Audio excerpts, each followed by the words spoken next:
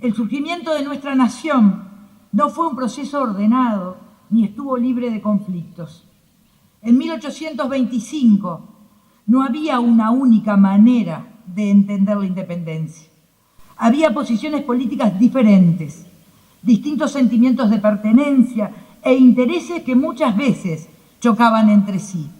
Había además una sociedad muy desigual, formada por personas de orígenes y condiciones distintas.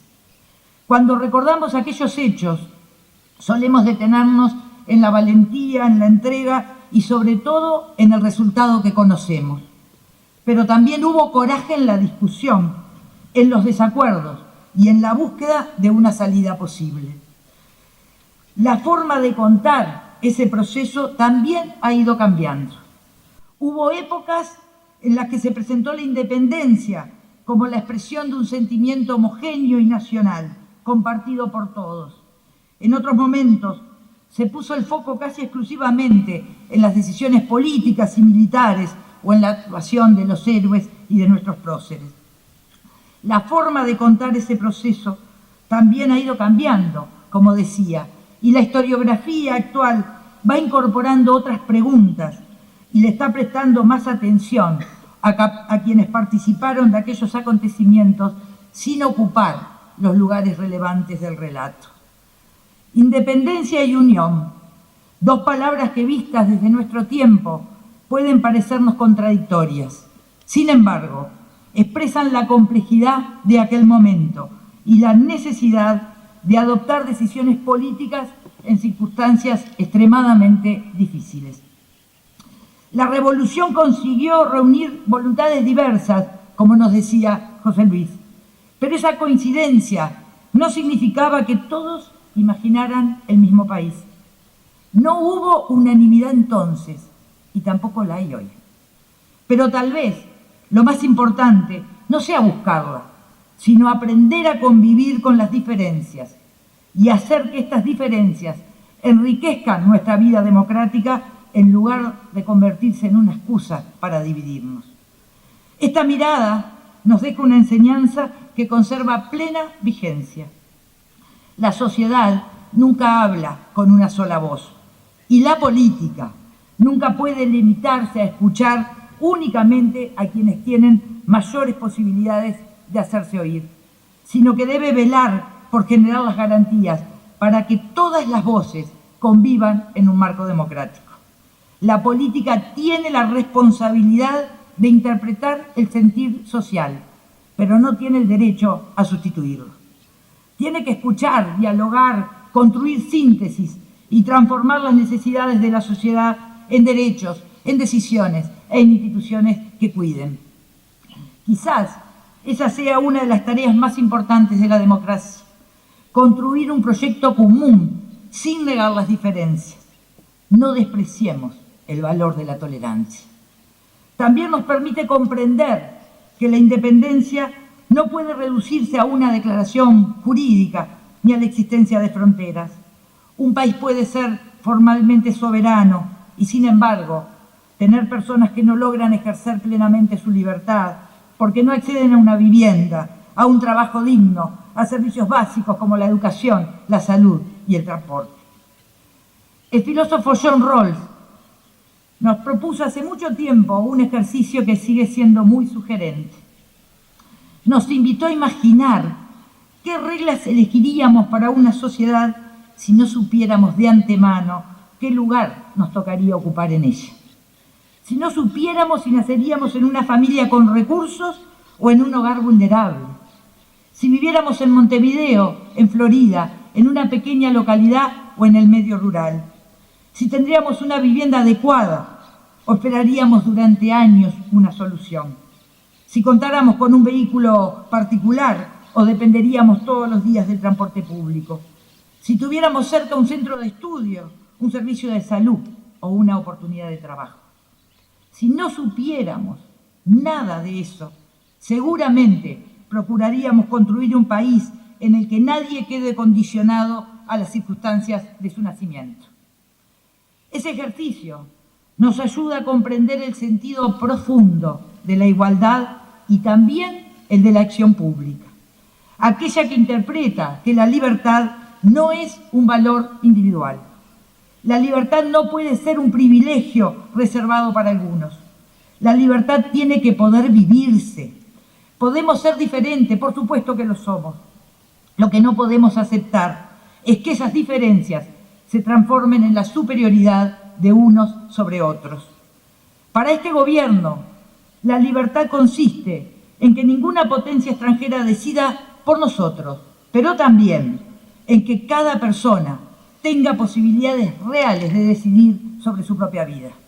Y la soberanía, además de defender nuestro territorio, implica tener la capacidad colectiva de definir cómo queremos desarrollarnos, dónde invertir, qué producir y de qué manera distribuir las oportunidades. Con esa mirada pensamos la infraestructura, la producción, la vivienda, la salud y la educación. Todas políticas distintas, pero que terminan tocando la vida cotidiana de toda la gente. Los más de 2.600 millones de dólares destinados a obras y servicios del Ministerio de Transporte y Obras Públicas para este periodo tienen un fundamento político claro: conectar mejor a las personas, conectar mejor la producción y conectar al Uruguay con la región y con el mundo. Pero tan importante como el volumen de la inversión es la forma en que decidimos distribuirla. Por eso vamos a invertir, por supuesto, en los corredores logísticos que el país necesita, pero también en las rutas secundarias y terciarias. Por supuesto, conjuntamente con el Congreso de Intendentes, como mencionaba José Luis, también en la caminería rural, en aquellas pequeñas localidades, en los accesos a los pueblos, porque las obras de mediano y pequeño porte también generan oportunidades de cambiar la realidad. Esta decisión tiene, naturalmente, una mirada política sobre el desarrollo. Tenemos la obligación de buscar coherencia entre los principios que recordamos y las decisiones que tomamos hoy. El mundo entra y sale a velocidad vertiginosa de escenarios violentos, inciertos, cambiantes, y nuestra región no es ajena a eso. Hemos protagonizado hechos condenables de intromisión. Vivimos presiones políticas sobre relaciones económicas asimétricas. Ante todo esto, debemos recordar la lucha, las pérdidas, los acuerdos, la defensa de nuestra historia. Es un activo que podemos ofrecer con generosidad como ejemplo de que existen otros caminos y esperanza. La historia del Uruguay y la forma en que hemos aprendido a procesar nuestras diferencias son un valor. Nos enorgullece que el país sea reconocido por su estabilidad, por su seguridad jurídica, por la convivencia entre los partidos y por la capacidad de alcanzar acuerdos que perduran más allá de un periodo de gobierno. Eso no pertenece a ningún partido. Es una construcción de la sociedad uruguaya y de cada generación que decidió cuidarla. Nuestro desafío en este siglo debiera ser demostrar con decisiones, con acciones concretas, que una sociedad que erradique la desigualdad es posible. Una sociedad que amplíe derechos, un país que eleve el bienestar con un horizonte claro de caminar hacia la igualdad de oportunidades. La soberanía también se juega en estas cosas. Definir soberanía también es, entre otros componentes, comprometernos con esto. La estabilidad institucional, la matriz energética, la conectividad y el conocimiento son activos, pero no garantizan por sí solos el desarrollo. ¿Qué hacemos con todas estas fortalezas que hemos heredado?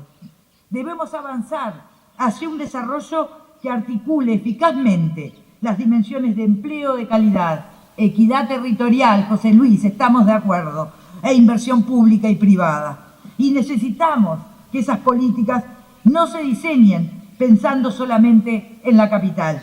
La transformación productiva requiere recursos, requiere acuerdos, continuidad y mirar al país como un todo. El desarrollo del país no se improvisa.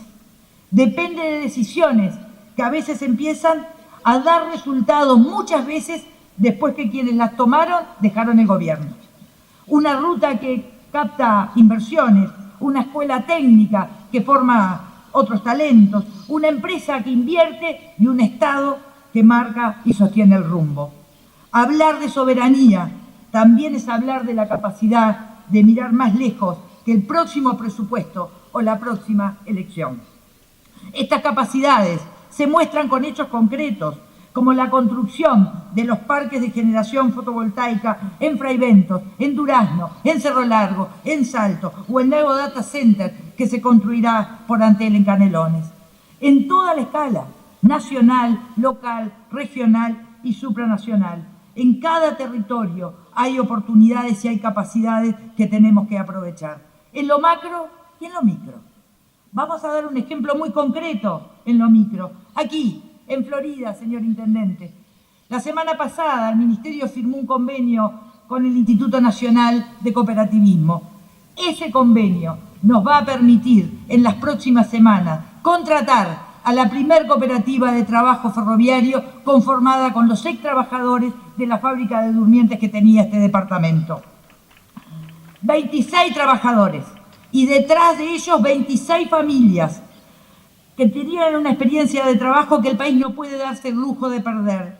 La cooperativa asumirá las tareas de mantenimiento y rehabilitación de la línea ferroviaria hacia Rivera. Esto es política para el desarrollo. Acompañar a quienes tienen conocimiento y capacidad de trabajo para que puedan volver a producir. Es llevar inversión y oportunidades al interior, no como una consigna, con decisiones concretas.